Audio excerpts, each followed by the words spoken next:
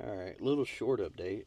Uh, we know what our little micro switches go to now. I actually think this is similar to a Bulldog remote start door actuator, door lock combo like kit. Um, I haven't seen one in years, but there's umpteen options for these. A lot of times, it's the size of the conductors coming out that gives you a clue that what all it's doing and stuff. There's a lot coming out, so it probably does a whole lot more than just unlock the doors. Um, and I got the keys here somewhere. We will take a look at the keys and see that other switch. See what it looks like, because I think it has 4 wires.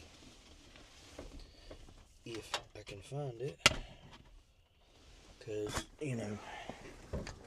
kind of doing a lot at once here, but we were just playing with it, so it should be right here somewhere. There it is. So, and this isn't one I put in, so we've got lock, unlock, option, and trunk. Prestige, which I've heard that one before, so I don't think it's a bad kit. Option may be remote start capable or something. I don't know that we're going to use that. I don't even know if it's working, so yeah, it's got some juice in it. But just a little update, because there's a little bit more going to this than what I realized. Alright, we're getting into her now. Doing some testing. This had a little body ground before, but it was going to the fender.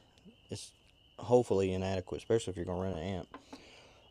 And I was looking, and I almost used this little hole, and I was going to drill and use this, but I'm thinking I want to find a bolt that's already available, and I've seen the strap for the battery box, so I might try that one, but I'd have to hit it with a slap disc and stuff, but I think it would work. Put her down there like that, and it would run straight up to the battery, and that's ideal. That's 0 gauge. It's probably too much, but I don't have a bunch of ring terminals to crimp for the 8 gauge,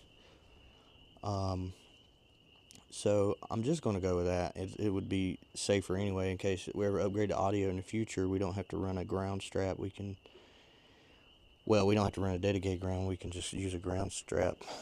And actually, I'll show you my little secret stash in here. So I actually have plenty of wiring and hot rod parts and stuff. I've got a whole nother garage full of electronics and wiring. It's a bit too much sometimes. We're working on organizing everything, getting a new garage going. But making progress. I'm gonna do this ground strap.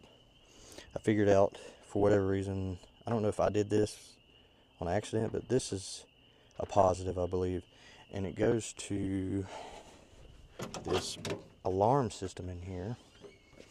I'm gonna grab a light. So you look in here at the box. I got it all pulled out. Figured out the micro switches are definitely part of the arm. So I think this is arm disarm override thing with the LED indicator. And then, of course, you've got these unused wires, probably for a remote start and stuff. Probably some potential here for some other things. I'll check and see what all features it has. But then there's this other one I still have to figure out. But what I wanted to point out was in here that what is an audio wire, 8 gauge audio wire, which, copper is copper, but I didn't expect it to come in here and split off into 2 orange wires like this. But that's okay. I mean, I suppose if you need all that amperage to trigger the door locks in the rear for these relays. But I was like, why is that going to the negative? So I put it on the positive, and I haven't tried anything yet, but there's no short, and it hasn't popped a fuse. So I think that was just supposed to be the positive leg for the relay center, or for the set of relays right here for the doors that lock in the rear with the lock actuators.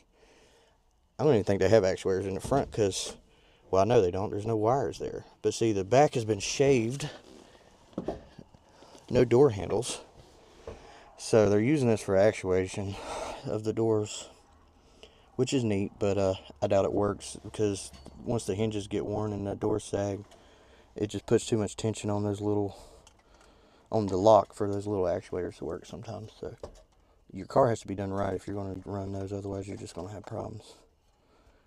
And then there was a couple of white wires going to the engine ground, and there, look, you can see them back there going to the to this aftermarket air.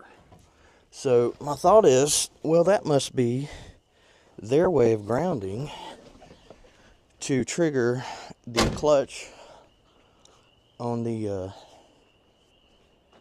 aftermarket air. Now you might be saying, well, it's going to get a ground from the motor, which it will. However, if this is a closed circuit, then they would have to run a ground, not necessarily for this, but for that. So I think I can get away with a body ground, because I'm putting in a big body ground for the battery.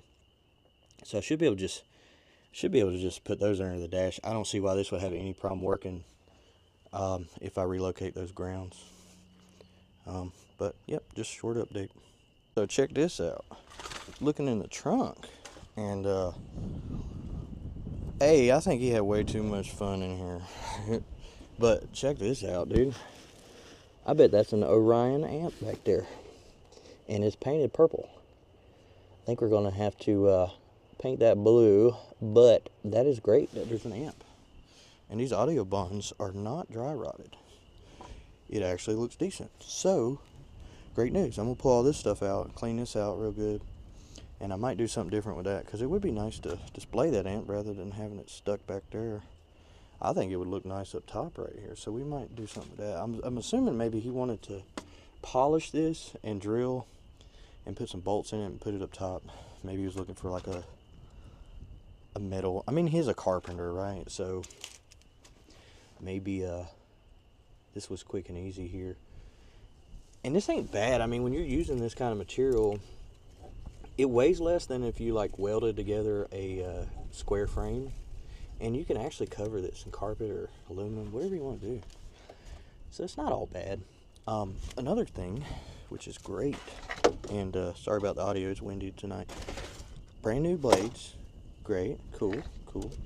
Kept looking. Gaskets in here.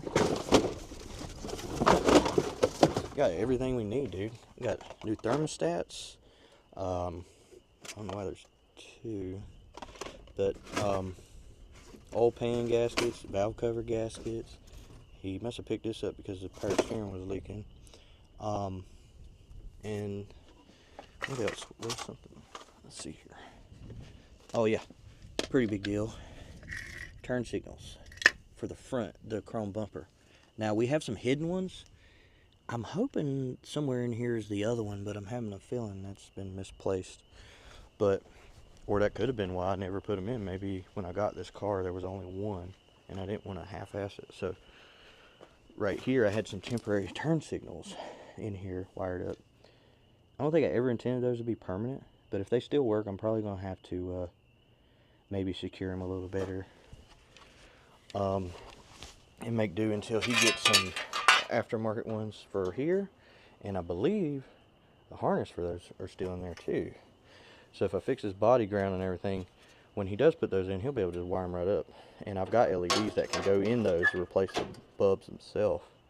And looking at this, I'm thinking I'll relocate the turn signal into the sheet metal and screw it down there. Kind of tuck and hide the wires a little better.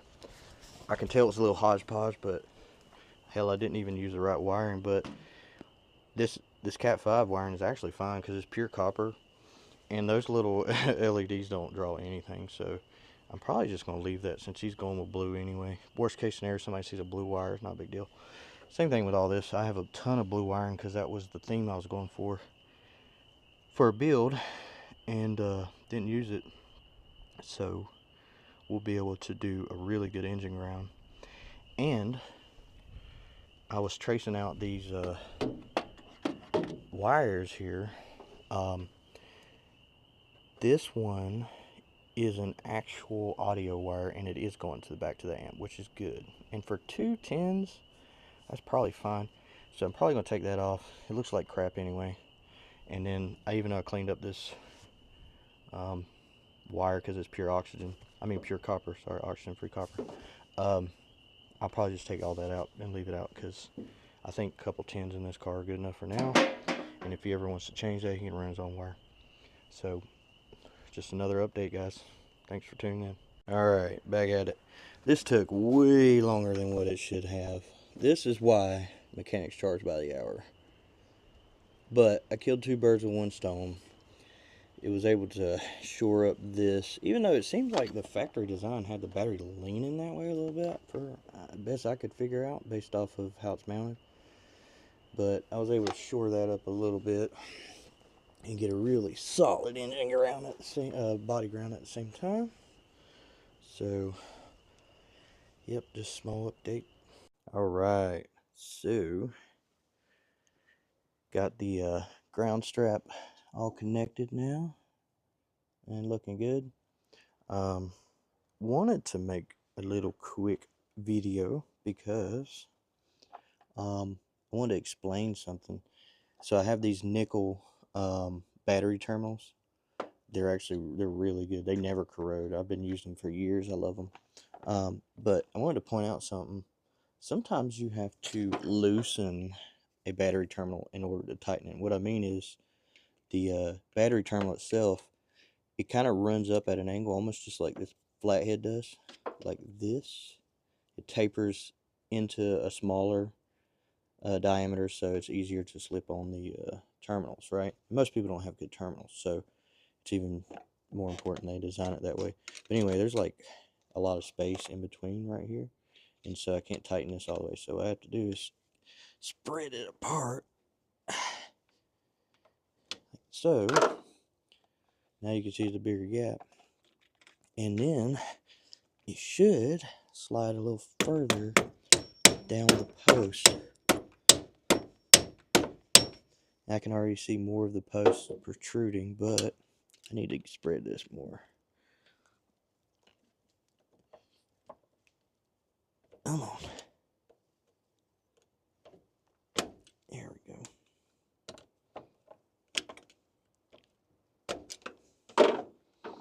Now, and there we go. I was going to say you can clean the battery terminal, but I already did that. I'm not going to do it again. And you wouldn't be doing this with new terminals, right? These are already beat up. But I noticed it was loose, so I want to make a better connection. But, yep, more updates to come. All right, another update. It's getting late, so I'm not going to be real loud, but found some red wires. So I got to run blue, but what I figured out was this is the alternator, and that fusible link down there is the reason why everything wasn't working. I don't remember what happened, or I don't know how something would have gotten disconnected, but either I'm going to use the blue wires or the red and run it to the battery, and I'll set it there. So that's good. But I have a little surprise. I found a switch panel that'll go perfect with this. It's a blue switch panel, and it's diffused light too, which is good, because that was one of the complaints why he had it mounted down here, was because it's too bright. So I can probably even tone down the brightness even more with a pointometer or something, but it's not too bad, because it would be like up here in the dash, and I know this is kind of dark, you can't see. It fits perfectly in the trim, and the radio would be on this side. So I'm thinking factory air, I mean the aftermarket air, I keep calling it factory air, but the aftermarket air panel is so small, and they're kind of designed to mount under the dash. I'm just going to do that. I'm going to find us a good spot and just do the regular under the dash mount, probably over there, under the vents, and put the switch panel on the dash. It's going to look like it's made to be there. So, more to come. Right, big update. Made a lot of progress. Got these all cleaned up and looking pretty. Got the cable run here all ready to go. These are all insulated and looking good. Now I'm starting to move on to the relays. When you buy these, or if you happen to have one, or maybe you're out in the wild and you see something, you're trying to figure out a pin out or whatever, I just wanted to say you can just, you want to Google that and then put relay and pin out after that, and then it'll give you what you need. And remember, the image is reversed, you know, make sure you don't mess that up. Matter of fact, here you go. If I can get the brightness to focus. I just looked up that one. So on this one, these two are hot, right? That's your primary. That would be like your secondary for the actual mechanical part of the relay. And so your corner here will be the ground, and then that will go to whatever you're trying to power. In this case, this relay is actually specialized for fans, and like critical high amperage applications like fans and headlights. It won't overheat as easy as those standard common ones are, like these, which will still work, but this is much better. And then, ain't that beautiful? Hold on, that crimp there, even though that's the wrong kind of wire, I'm just going to keep it, because I don't have a lot of wire on hand on the size I need, so I'll make it work for now. But it's going to be nice and buttoned up here, and there really shouldn't be any vibrations there anyway. This part of the chassis don't really move, and it's not connected to anything that moves. So, in theory, even though it's not a braided wire, it should be fine. Oh, and these two wires that were ran for, I don't even remember what, turns out to be perfect for me to keep. They go in the firewall. I've already severed them, and they're ready to go on the inside. But for this new switch panel, I figured out how I want to do this. So we've got this, right, and it's going to be in the dash, fuel, fan, radio, halo, the underglow, and then the cigarette lighter. He specifically wanted to be able to turn the radio on and off without messing with anything else, even the key. So that's for that. And then all of these will have its own fuse. And the two wires I was talking about that already needed to go up front, of course, would be the fan and the halo.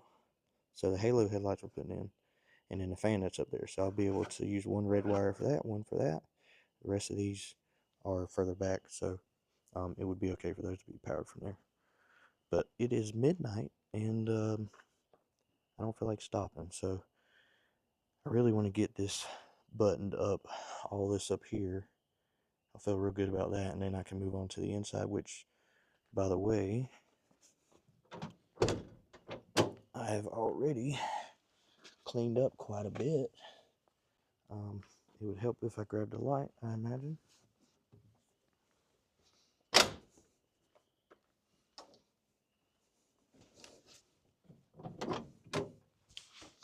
So, I already got this all cleaned up under here, figured out what's what, and all this is ready to go.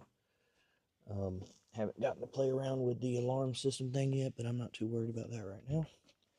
And just for giggles, I'll show you what the switch panel looks like in some real light. So, move over here.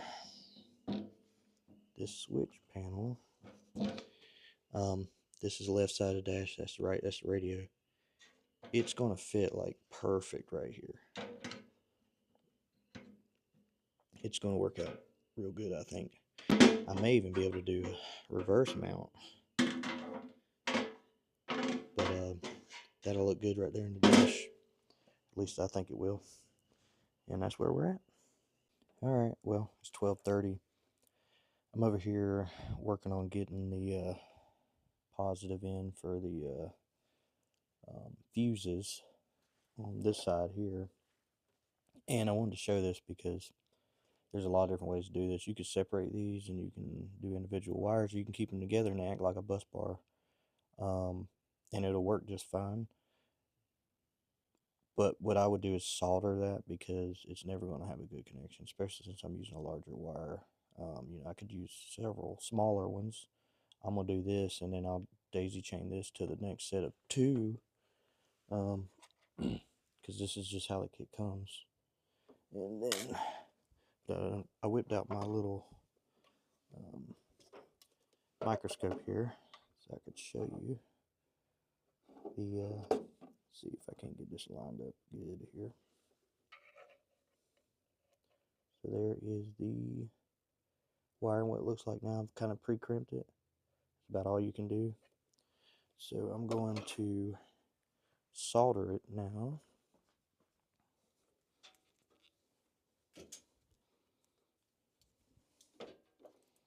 Might as well use this. I got the light, extra light it gives off. This is not ideal, but this is how I'm going to do it today.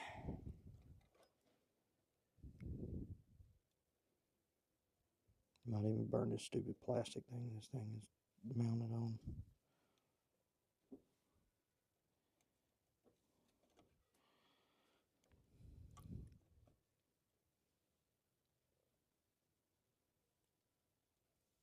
Apologize if I breathe heavy. The microphone's like right here and I'm concentrating on what I'm doing. And it's late. I'm a little tired. Okay. So that looks really good, but I'm going to keep going. I'm going to go ahead and tin the bottom of it too. Tin just means you're like coating the wire with solder. But then you let it seep in and get a nice good connection with the thing there. Okay, took all of 2 seconds, but it's one of those having the right tools kind of thing. So, we look at this again. If I can get this angled to the camera good. Now, might not be pretty, but it's a good connection. And that ain't coming off. So, if I can zoom back out here.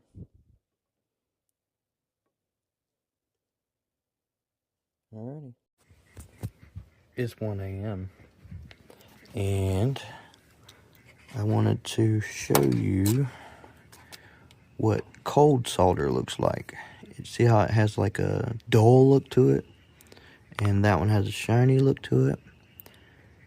I didn't let the heat soak in enough, and so the connection is actually loose. It's not even got enough solder in there to wick all the way and adhere to this and get this hot enough and adhere to it. I just wanted to show that. I'm gonna fix it, of course, but I wanted to show that because it's something to look out for. Alright, check it out. I might be a redneck, but I'm a slick redneck. I know how to hide my work. Looks good. Alright, so it may be that it's 1:30 in the morning and I'm delirious, but that is one good looking cable right there. So here's the back of the fuse, the relay distribution block. You can see it's not the prettiest. I kind of ran into something where I had to cut back the sheathing a little bit because I used the wrong size conductor, and most of the time these bars where they're all connected like that, they're the little wing in between, the little webbing is already pre-cut. This one isn't, so that is ugly, but it'll be just fine. It'll work just fine. If you look at this side, it looks good. And then now on the other side, it's not a problem because these are individually cut. If I went out and bought a bunch more wire, I would be alright, and I could have just wired that, but I'm just making do with what I have. Alright, so I may have overdone it on the shrink wrap a little bit, but it's starting to come together. It'll look good in the end, and you can see on this side all the connectors and stuff look good. So this very first one is going to be for the fan. And so I already have a little 30 amp, and we will put it in there. Be facing this direction, yeah. OCD. Bam. That is a solid connection right there. That's good. That's way more solid than these, because these spades are just more rigid than the little copper ones. But yeah, it's working out. All right, it's now 2:20 in the morning, and I decided to go ahead and clean up all these. Make sure there's some red on them, so don't confuse some poor soul in the future if somebody ever has a battery changed or something. And keep the negative dark colors, you know. And these originally came with a little crusher piece. I can't remember what it's called, but basically this screws down, and there's a piece that would keep it from like expanding and breaking the frays of the wire, you know, the wires. It's similar to this, so I went ahead and I got a piece of galvanized steel and cut it up and made a little cradle basically. So it's almost like a little crush piece. It's just going to keep all the wires together. But then I got this cleaned up too. The one for the starter. It's got a little bit of red on there now, and that was originally that way, I think, from the factory. But yep. All right, now tell me that doesn't look 1,000 times better.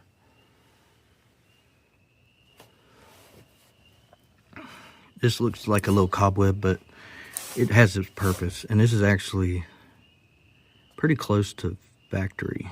I mean, we've got some extra wires, but it was already kind of like that from the factory, I believe.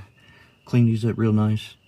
The aftermarket air, those two weird white grounds, I routed along here and tied into this strap up here and put some black shrink wrap on there so they'll know it's supposed to be a negative. So yeah, got this battery terminal cleaned up. All these wires are in there and they're good, ain't going nowhere. Everything feels solid. So now I'm moving back on to doing the fan and the halos, and then I'll actually put in the headlights. And man, we're rolling along here. All right, working on the lighting. If you run across this, I'm putting these in where the original bulb has the two prongs. I think those were the high beams, if I remember correctly. And you have the newer kit, just bend it over like that. It ain't gonna short on anything, it'll be just fine. That's how you get that connected, because you can't, there's no hole there. So unless you're gonna try and cut a hole there or slice that in half, this is the best alternative. Now tell me that ain't a difference as far as lights.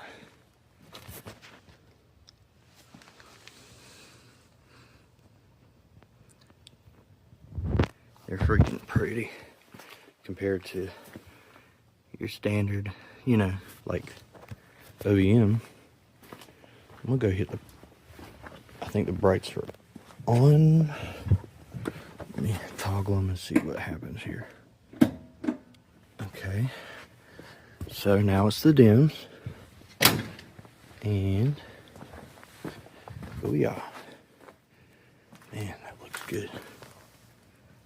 You see the blue from the halogen, the coating on the halogen?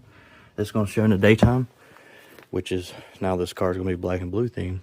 It's going to be perfect. Now tell me that ain't sexy. Look at that.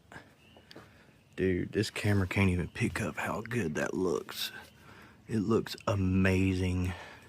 It looks freaking stellar. Alright, so here's how I'm doing the wiring and the headlights and stuff. So these are the hidden blinkers. Just drilled a hole here for the halos, so those wires can come through. It's all mounted up, and so now I got these. These are the LED drivers that are in line, and they're sealed. And here's the turn signal. So that's how I'm doing. All right, I'm finally at a stopping point. I'm gonna get some rest, and then I'll work on the switch panel later in the day. There we go. So that's the yellow glow I was talking about from the halogens. That looks good on these old cars. I really wish I could capture what it looks like on camera. It's so hard to with the different lighting and stuff, but it looks really good.